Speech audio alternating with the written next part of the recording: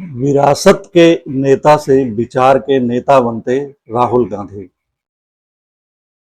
राहुल गांधी भारत की राजनीति का शायद सबसे ज्यादा पहचाना जाने वाला राजनीतिक नाम। लेकिन सवाल यह है कि क्या राहुल गांधी अभी भी सिर्फ नेहरू गांधी परिवार की राजनीतिक विरासत के नेता हैं, या पिछले 2 वर्षों में उन्होंने अपनी एक अलग राजनीतिक पहचान बना ली है।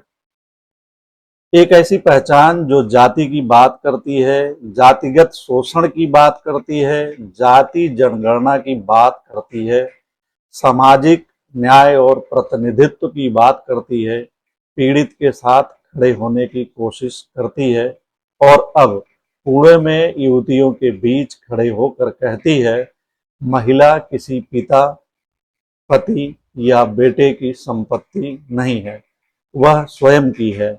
और इसके लिए राहुल गांधी सीधे मनुस्मृति और प्रतिसत्तात्मक सोच को चुनौती देते हैं। तो क्या पुणे का यह कार्यक्रम राहुल गांधी की राजनीति में एक और मुद्दा जोड़ने भर की घटना है, या यह उस राहुल गांधी के बनने का संकेत है जो विरासत में मिली राजनीति से आगे बढ़कर अपने विचार का नेता बनना चाहता है? नमस्कार, मैं ओम प्रकाश तिवारी। आज इसी पर बात करेंगे। राहुल गांधी की राजनीति को अगर पिछले 2 वर्षों के संदर्भ में देखें तो एक बात साफ दिखाई देती है, उन्होंने अपनी राजनीति को धीरे धीरे कुछ मूल सवालों के आसपास केंद्रित कर दिया है, जिसमें है जाति, सामाजिक न्याय, प्रतिनिधित्व, गरीबी और संविधान, और आम आदमी की हिस्सेदारी। जाति जनगणना उनकी राजनीति का एक प्रमुख मुद्दा बनी। 2024 में उन्होंने लगातार यह सवाल उठाया कि देश की आबादी के बड़े हिस्से की सत्ता और संस्थानों में हिस्सेदारी कितनी है। बाद में केंद्र ने आगामी जनगणना में जाति की गणना शामिल करने का फैसला किया। राहुल गांधी ने इसे सामाजिक सुधार की दिशा में पहला कदम बताया। लेकिन महत्वपूर्ण बात केवल यह नहीं है कि राहुल गांधी कौन सा मुद्दा उठा रहे हैं, महत्वपूर्ण बात यह है कि वह राजनीति को किस नजरिए से देख रहे हैं।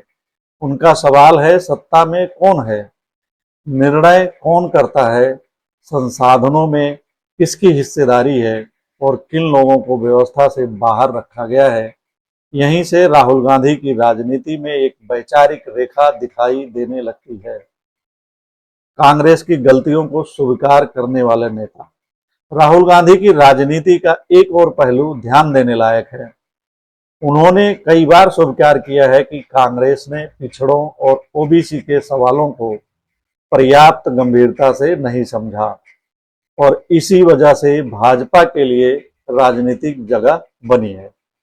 2025 में राहुल गांधी ने खुद कहा था कि कांग्रेस ओबीसी के मुद्दों को समझने में पीछे रही और पार्टी अब जातिगत जनगणना के सवाल को आगे बढ़ाएगी। यह छोटी बात नहीं है, क्योंकि सामान्यतः राजनीतिक दल अपनी गलतियों को स्वीकार करने से बचते हैं, लेकिन राहुल गांधी अपनी पार्टी की कमियों को सार्वजनिक बहस का हिस्सा बनाने लगे हैं और उन्हें कांग्रेस की पारंपरिक नेताओं से अलग करता है। यह उन्हें कांग्रेस के पारंपरिक नेताओं से अलग करता है और शायद यही वह जगह है जहां एक व्यक्ति अपने परिवार और अपनी पार्टी की विरासत से अलग अपना राजनीतिक व्यक्तित्व बनाना शुरू करता है। वह केवल ओबीसी नहीं बल्कि दलित यानी कि बहुजन समाज की बात करते हैं। अब आता है पुणे। पुणे में कार्यक्रम था छात्रों की गूंज, लेकिन इस बार इसकी खासियत थी कार्यक्रम को युवतियों और महिलाओं के लिए केंद्रित किया गया था। हजारों छात्राएं और युवा महिलाएं वहां पहुंची। उन्होंने रोजगार, शिक्षा, सुरक्षा और अपने भविष्य से जुड़े सवाल उठाए और राहुल गांधी ने इस मंच से जो बात कही वह उनकी अब तक की सामाजिक न्याय की राजनीति में एक नया विस्तार जोड़ती है। उन्होंने कहा, महिलाएं किसी पिता, पति या बेटे की संपत्ति नहीं है, वह स्वयं की हैं। और उन्होंने मनुस्मृति में महिलाओं की स्वतंत्रता सीमित करने वाली धारणा को शर्मनाक बताया। यह सिर्फ महिला अधिकार की बात क्यों नहीं है? ध्यान से देखिए, राहुल गांधी की जाति की राजनीति और पुणे में महिला अधिकार की राजनीति अलग अलग मुद्दे दिखाई देते हैं, लेकिन उनके भीतर एक साझा प्रश्न है, क्या जन्म व्यक्ति की नियति तय करेगा? जाति के मामले में अगर कोई व्यक्ति किसी खास जाति में पैदा हुआ है तो क्या उसके जन्म से ही उसका सामाजिक दर्जा तय हो जाएगा? और महिला के मामले में अगर कोई लड़की पैदा हुई है तो क्या उसके पिता, पति या पुत्र को उसके जीवन पर अधिकार मिल जाएगा?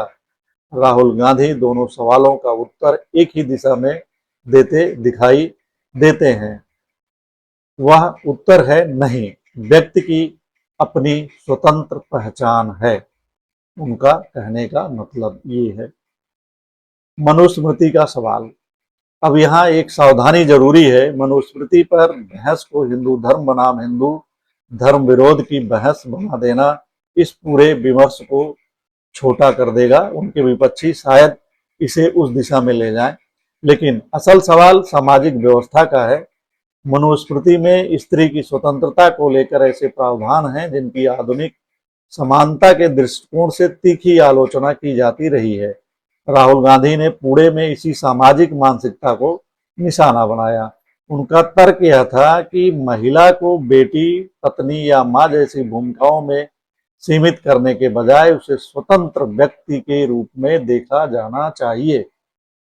यानी बहस का मूल सवाल यह है, क्या महिला पहले किसी की बेटी है, किसी की पत्नी है, किसी की मां है, या सबसे पहले स्वयं एक व्यक्ति है?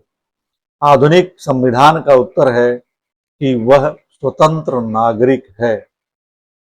युवतियों को संबोधित करना क्यों महत्वपूर्ण है?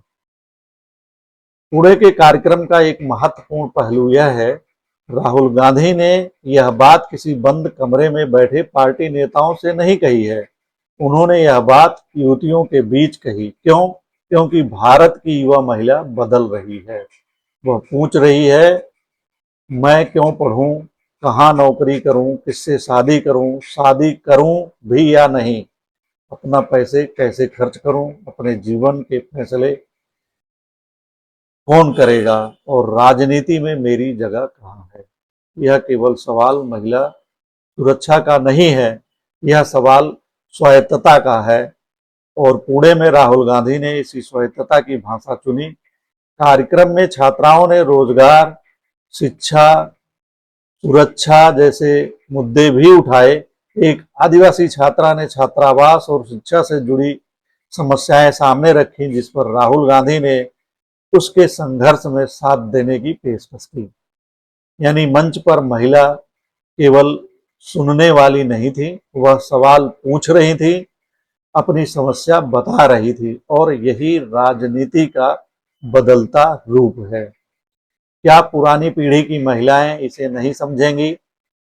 यह सवाल भी महत्वपूर्ण है। क्या यह राजनीति केवल युवतियों के लिए है? क्या ज्यादा उम्र की महिलाएं इसे नहीं समझेंगी? मेरा जवाब होगा नहीं, ऐसा कहना सही नहीं होगा।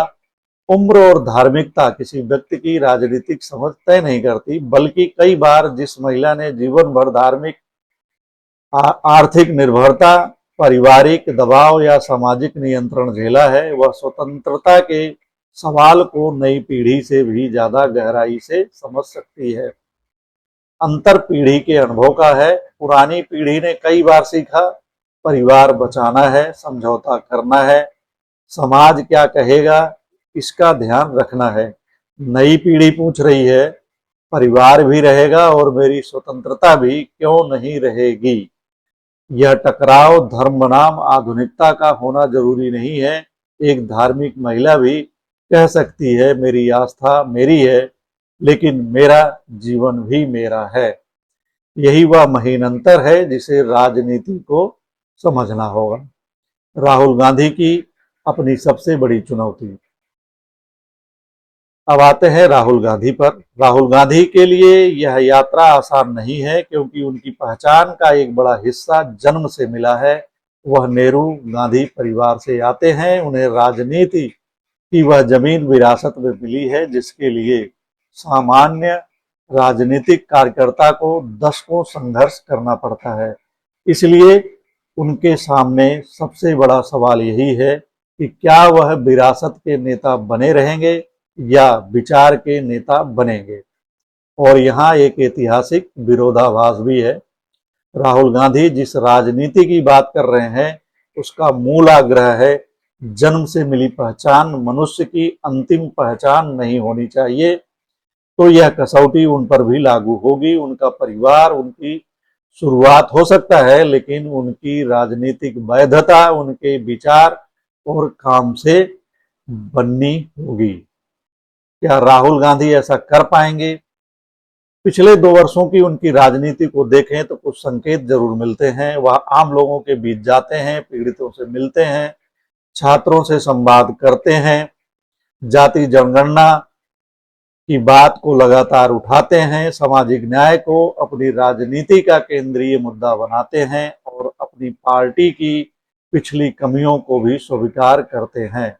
जाति जनगणना को लेकर उनकी राजनीति इतनी लगातार रही कि 2025 में केंद्र के निर्णय के बाद उन्होंने इसे अपनी राजनीतिक मुहिम की सफलता के रूप में भी पेश किया। इससे उनकी राजनीति में एक नया तत्व आया है, प्रतिरोध के साथ आत्मलोचना, और यह किसी भी राजनीतिक विचार को गंभीर बनाता है। जंतर मंतर और पुणे को एक साथ रखकर देखिए।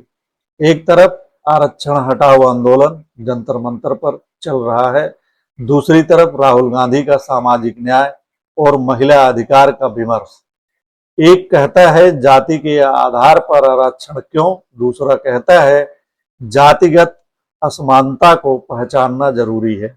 एक कहता है आर्थिक आधार देखिए, दूसरा पूछता है सामाजिक पिछड़ापन और ऐतिहासिक भेदभाव का क्या होगा। और पुणे में तीसरा सवाल सामने आता है, महिला की स्वतंत्रता कौन तय करेगा।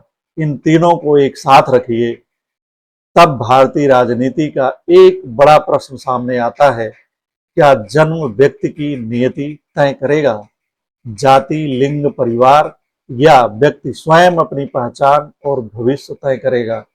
यहीं से राहुल गांधी की राजनीति का संभावित वैचारिक ढांचा दिखाई देने लगता है। लेकिन खतरा भी है। राहुल गांधी के लिए यह राजनीति जितना अवसर है उतना जोखिम भी है। अगर वह मनुस्मृति की आलोचना को धर्म के खिलाफ लड़ाई बना देते हैं तो उनकी बात सीमित हो सकती है। अगर जाति जनगणना को केवल चुनावी गणित तक सीमित कर देते हैं तो सामाजिक न्याय का विमर्श कमजोर पड़ सकता है। अगर महिला अधिकार को केवल भाषणों तक रखते हैं और कांग्रेस के संगठन में महिलाओं की वास्तविक भागीदारी नहीं बढ़ती तो सवाल उठेंगे। और सबसे बड़ा सवाल, क्या यह केवल यह बताएंगे कि क्या गलत है, या यह भी बताएंगे कि सही व्यवस्था कैसी होगी। मनुस्मृति नहीं, संविधान का सवाल। राहुल गांधी की राजनीति यदि वास्तव में अपनी अलग वैचारिक पहचान बनाना चाहती है तो उसे एक स्पष्ट वैकल्पिक आधार चाहिए, और वह आधार हो सकता है संविधान, जो कि राहुल गांधी इस पे जोर देते हैं और बार बार संविधान की बात करते ही है। मनुष्य का मूल्य जन्म से नहीं, महिला की स्वतंत्रता संबंधों से नहीं, नागरिक का अधिकार जाति से नहीं, अवसर केवल विरासत से नहीं, और सत्ता केवल कुछ समूहों के लिए नहीं, बल्कि समान नागरिकता, समान सम्मान, समान अवसर। और जहां इतिहास ने असमानता पैदा की है वहां उसे दूर करने के लिए विशेष उपाय। यही सामाजिक न्याय और संवैधानिक समानता के बीच का पुल है। क्या राहुल गांधी विचार के नेता बन सकते हैं? मूल सवाल यही है, क्या राहुल गांधी वास्तव में विचार के नेता बन रहे हैं? इस पर मेरा उत्तर होगा, संकेत स्पष्ट हैं लेकिन परीक्षा अभी बाकी है। क्योंकि विचार का नेता वह नहीं होता जो एक भाषण में बड़ा विचार बोल दे। विचार का नेता वह होता है जो एक विचार को वर्षों तक लगातार आगे ले जाए, उसे संगठन में उतारे, नीति में बदले, अपने ऊपर भी लागू करे और विरोध के बावजूद उस पर कायम रहे। राहुल गांधी ने पिछले कुछ वर्षों में एक राजनीतिक दिशा जरूर बनाई है। पुणे का कार्यक्रम उसमें एक महत्वपूर्ण विस्तार दिखाई देता है। राहुल गांधी की नई राजनीतिक पहचान क्या है? जाति, प्रतिनिधित्व, स्वायत्तता। पहले सवाल था किसकी कितनी हिस्सेदारी। अब सवाल जुड़ रहा है किसे अपने जीवन पर कितना अधिकार। और इन दोनों के बीच एक साझा विचार है, गरिमा। दलित की गरिमा, पिछड़ों की गरिमा, महिला की गरिमा, गरीब की गरिमा और अंततः हर नागरिक की गरिमा। यदि राहुल गांधी इस विचार को आगे ले जाते हैं तो उनकी राजनीति को केवल मोदी विरोध या कांग्रेस की वापसी के रूप में देखना पर्याप्त नहीं होगा। तब यह सवाल होगा, राहुल गांधी भारत के सामाजिक ढांचे को किस दिशा में बदलना चाहते हैं? सबसे बड़ा राजनीतिक सवाल।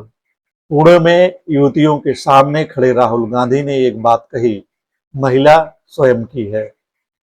इस एक वाक्य को अगर उनके पिछले 2 वर्षों की राजनीति के साथ रखकर देखें तो इसका अर्थ बड़ा हो जाता है, क्योंकि यही राजनीति जाति से कहती है तुम्हारा जन्म तुम्हारी सीमा नहीं है, महिला से कहती है तुम्हारा लिंग तुम्हारी सीमा नहीं है, गरीब से कहती है तुम्हारी गरीबी तुम्हारे बच्चे का भविष्य तय नहीं कर सकती, और नागरिक से कहती है तुम्हारा अधिकार किसी सत्ता की कृपा नहीं संविधान से आता है। यही राहुल गांधी की राजनीतिक यात्रा एक दिलचस्प मोड़ पर खड़ी दिखाई देती है। राहुल गांधी के पास विरासत है, नाम है, राजनीतिक इतिहास है, परिवार की पहचान है, लेकिन विरासत नेता बना सकती है, विचार नेता की अपनी पहचान बनाता है। पुणे का कार्यक्रम इस दिशा में एक महत्वपूर्ण संकेत है, क्योंकि वहां राहुल गांधी ने केवल यह नहीं कहा कि महिलाओं के साथ अन्याय होता है, उन्होंने सवाल उठाया महिला आखिर किसकी है और जवाब दिया वह स्वयं की है। यही जवाब अगर जाति, वर्ग, लिंग और सामाजिक पहचान के हर प्रश्न तक पहुंचता है तो राहुल गांधी की राजनीति का एक नया अर्थ निकल सकता है। तब शायद आने वाले वर्षों में राहुल गांधी को केवल इस सवाल से नहीं परखा जाएगा कि वह प्रधानमंत्री नरेंद्र मोदी का विकल्प बन सकते हैं, बल्कि इस सवाल से भी परखा जाएगा क्या वह भारतीय राजनीति को एक नया विचार दे सकते हैं। और शायद यही वह यात्रा है जिसमें विरासत का नेता धीरे धीरे विचार का नेता बनता है। आपको यह वीडियो कैसा लगा अपनी राय कमेंट बॉक्स में जरूर कहिएगा। चैनल को सब्सक्राइब करिए, शेयर करिए और मित्रों को दिखाइए, बताइए। धन्यवाद, नमस्कार। मैं ओम प्रकाश तिवारी।